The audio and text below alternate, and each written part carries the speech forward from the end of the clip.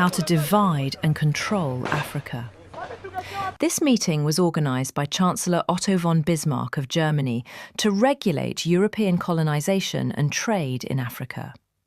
The main goal was to prevent conflicts among European nations during the scramble for Africa, as they were competing for control over African territories. What an amazing thing it is to see united people working together for a common goal. People come from different tribes, religions, and cultures, yet they stand side by side. Each individual carries a unique background and personal history.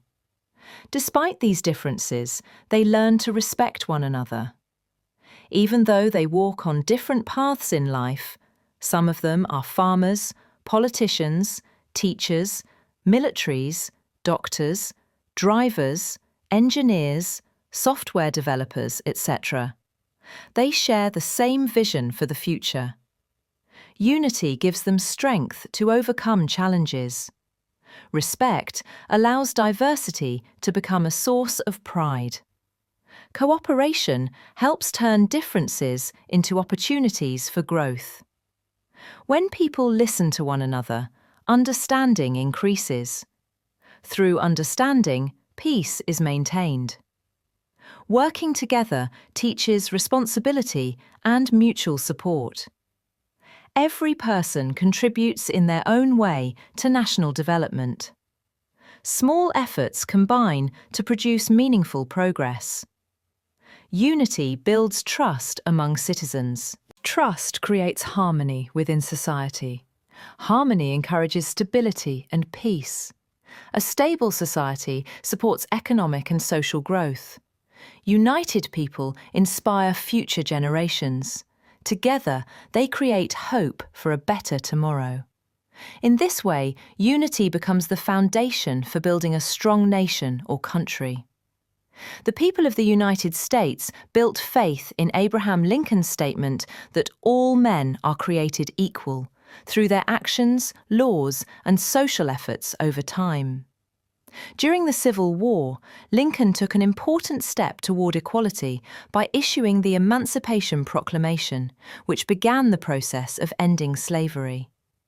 This action showed that the nation was willing to challenge unjust systems and move closer to treating all people as equal. After the war, Americans continued to build faith in this idea by changing the Constitution. The 13th Amendment abolished slavery. The 14th Amendment granted equal protection under the law, and the 15th Amendment protected voting rights for African American men. These laws helped turn Lincoln's words into legal rights, proving that equality was not just an idea, but a national goal. In the years that followed, citizens played a major role in strengthening faith in equality through social movements, especially the civil rights movement. Leaders and ordinary people protested discrimination, demanded equal treatment, and pushed the government to enforce civil rights laws. Although full equality has not yet been achieved, these continued efforts show that Americans have worked to uphold and defend Lincoln's belief that all people deserve equal rights and opportunities. This is the outstanding example of who the real stand on their feet and fight for the unit in equality. People from every corner of the world have come together to form the United States of America, creating a nation built on unity through diversity. From its earliest beginnings, the country has welcomed immigrants seeking freedom, safety, and opportunity.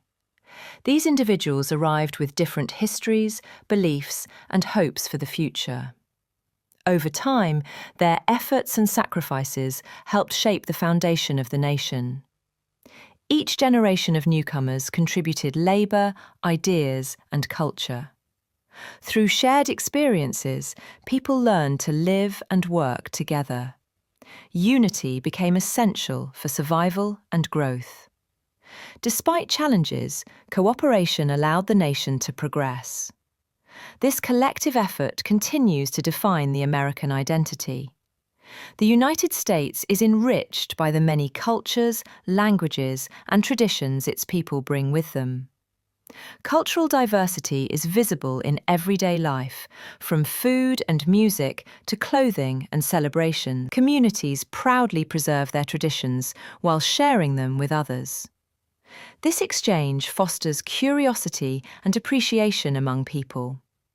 Learning about different cultures encourages open-mindedness. Open-mindedness reduces misunderstanding and fear.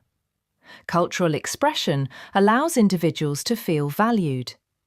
When people feel respected, they are more willing to engage with others. In this way, diversity strengthens social bonds. Despite their varied backgrounds, Americans are united by shared values such as freedom, equality, and opportunity. These principles form the core of the nation's identity. They guide laws, institutions, and social behavior. People believe that hard work can lead to success. They also believe in fairness and justice. These shared beliefs create a sense of belonging. Belonging encourages responsibility toward the community. When individuals feel connected, they are more willing to contribute. Shared values help maintain national unity. Respect for differences is an essential part of American society. From a young age, individuals are taught the importance of tolerance. Respect allows people to live peacefully despite disagreements. It encourages listening and understanding. Through respectful dialogue, conflicts can be resolved. Cooperation becomes possible when people value one another. Working toward common goals builds trust. Trust strengthens relationships across communities. These relationships form the backbone of a united nation. Diversity also plays a powerful role in driving creativity and innovation. Different perspectives lead to new ideas and solutions. Innovation fuels economic growth and technological advancement. People contribute their unique skills to workplaces and communities. Collaboration improves problem solving. As individuals succeed, society benefits as a whole. Opportunity expands through collective effort. This shared progress reinforces unity. Diversity becomes not a challenge, but a strength. Education is a key force in promoting unity and understanding. Schools teach students about history, equality, and civic responsibility. Education encourages critical thinking and empathy. Students learn to appreciate differences. Knowledge helps reduce prejudice. An educated society is better equipped to address social challenges. Learning fosters cooperation and respect. These values prepare citizens for active participation. Education supports a strong and informed democracy. Laws and democratic institutions protect the rights of all citizens. Justice and equality are fundamental principles of governance. Democracy allows individuals to participate in shaping the nation. Voting and civic engagement give people a voice. Public participation strengthens accountability. When citizens work together, progress is achieved. The government reflects the will of the people. Unity ensures stability and fairness. A strong democracy depends on cooperation. Ultimately, unity in the United States does not require uniformity. Differences are acknowledged and celebrated rather than erased. Cultural exchange deepens understanding among people. Mutual respect builds lasting peace. Unity supports national stability and growth. A united society creates opportunity for future generations. Diversity remains a defining strength of the nation. Through shared values and cooperation, the United States stands as a nation united by diversity. Contrary to many communities in the Congo region, sharing similar cultures, languages, and ways of life, they have experienced extreme violence against one another, including discrimination and mass killing. This tragic reality seems confusing at first, since cultural similarity is often assumed to promote unity. However, the conflict did not arise from ancient hatreds or natural divisions. Instead, it was the result of historical, political, and social forces that transformed flexible identities into rigid ethnic divisions and weaponized them for power. Colonialism, political manipulation, fear, and prolonged instability together explain how people with so much in common came to see one another as enemies. Before European colonization, social identities in the Great Lakes region of Africa, including present-day Eastern Congo, Rwanda, and Burundi, were relatively fluid. Communities lived side by side, intermarried, spoke similar languages, and shared customs. Labels such as Hutu and Tutsi existed, but they were not strict ethnic or racial categories. They often referred to social status, occupation, or wealth, and could change over time. These identities did not normally lead to mass violence or permanent exclusion. Colonial rule, especially under the Belgians, fundamentally altered this system. Colonial authorities imposed rigid ethnic classifications and treated them as biological facts rather than social categories. They favoured certain groups over others in education, employment, and political power, creating deep resentment. Identity cards fixed ethnicity permanently, making differences unavoidable and institutionalized. This divide and rule strategy weakened social cohesion and planted the seeds of long-term conflict by turning minor distinctions into sources of inequality and mistrust. After independence, these colonial divisions did not disappear.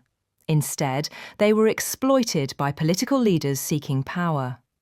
In times of economic hardship and weak governance, leaders used ethnic identity to mobilize support and blame rivals. Hate speech and propaganda portrayed other groups as threats, invaders, or enemies. Fear became a powerful tool.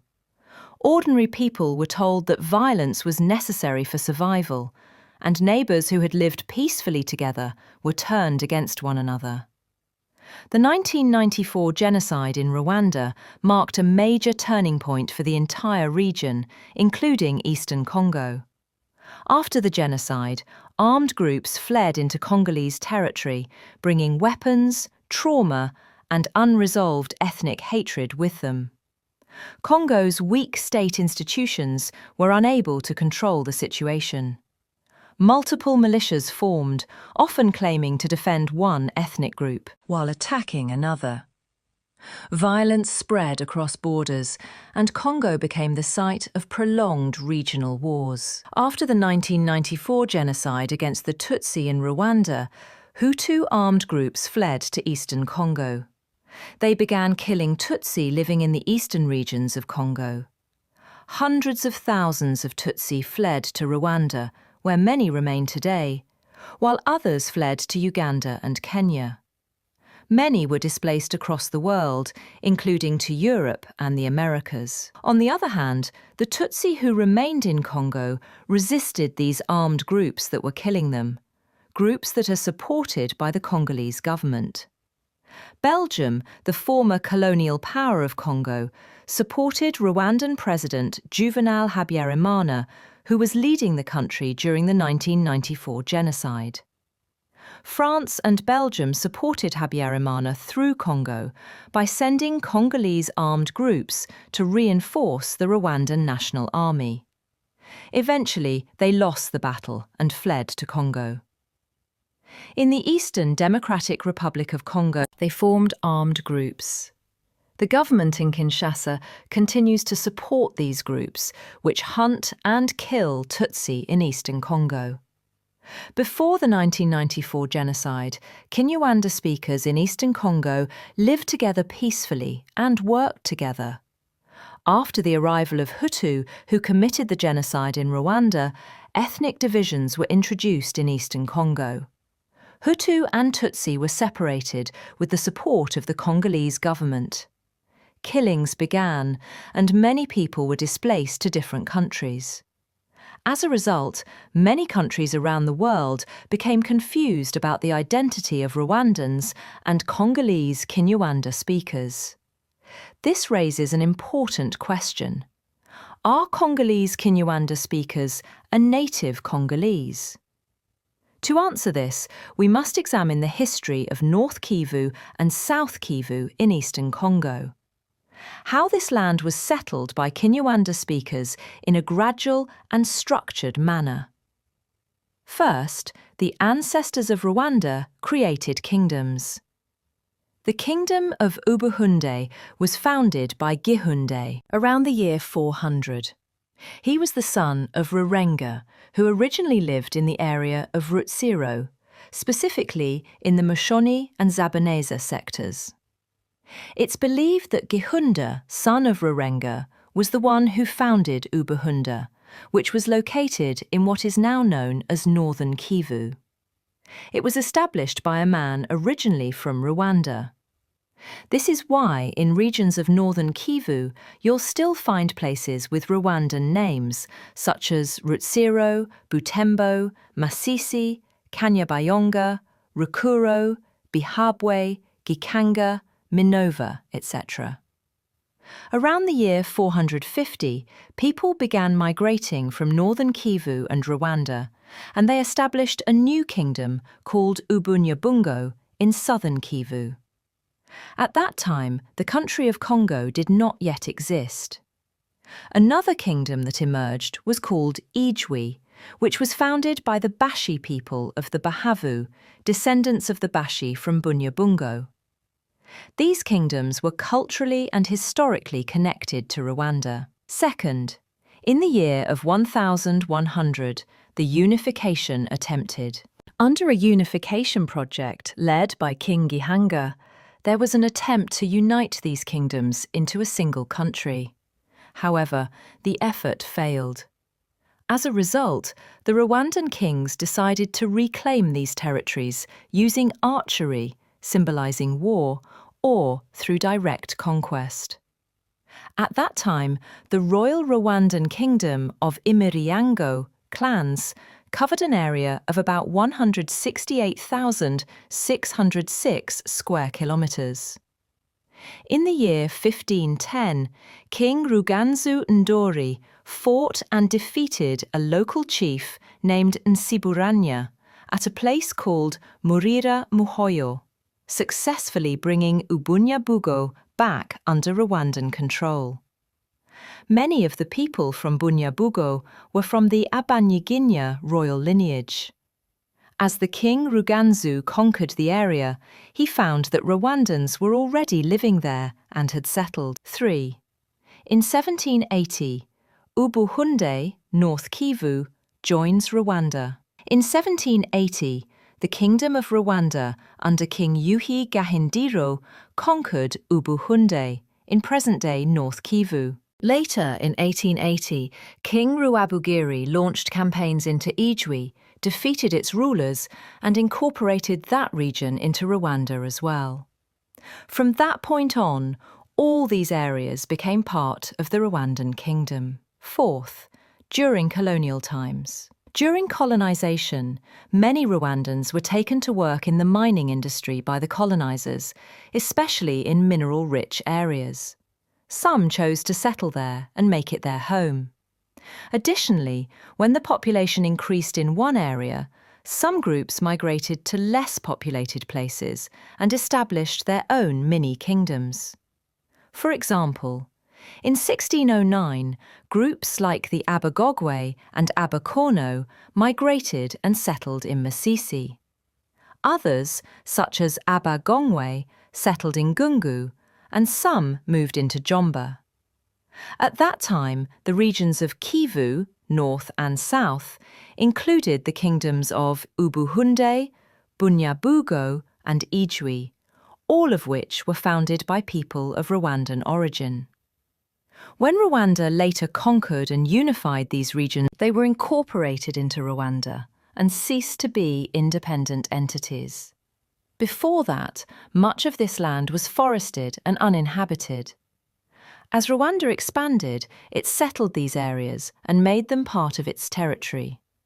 Back then, the country of Congo did not exist. Instead, there were only three main kingdoms: Ubuhunde, Ubunyabugo, and Rwanda. Congo was created by the colonizers in 1885, when the Belgians founded what would become the Congo Free State. Colonization and the division of Rwanda. When colonizers divided Africa, the Germans colonized Rwanda, Burundi, and Tanganyika, Tanzania. The British took Uganda and Kenya. The Belgians took Congo. As a result of the colonial partition, Rwanda was reduced to just 26,338 square kilometers.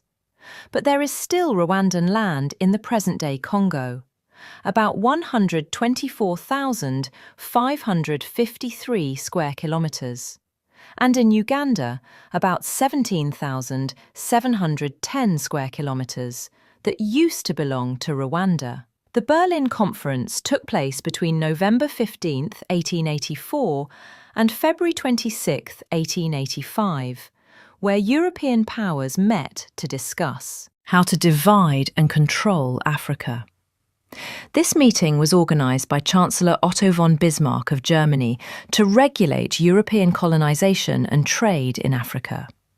The main goal was to prevent conflicts among European nations during the scramble for Africa, as they were competing for control over African territories. Key countries involved were Germany, France, the United Kingdom, Portugal, Belgium, Spain, and Italy. But no African representatives were included in the discussions. The conference set rules for colonization, aiming to avoid war between European countries over African land. It established the principle of effective occupation, meaning that European powers had to show they physically controlled the land to claim it. The meeting resulted in a division of Africa, with borders that ignored existing ethnic, cultural, and linguistic groups, causing future conflicts. The decisions made at the Berlin Conference led to the widespread colonization of Africa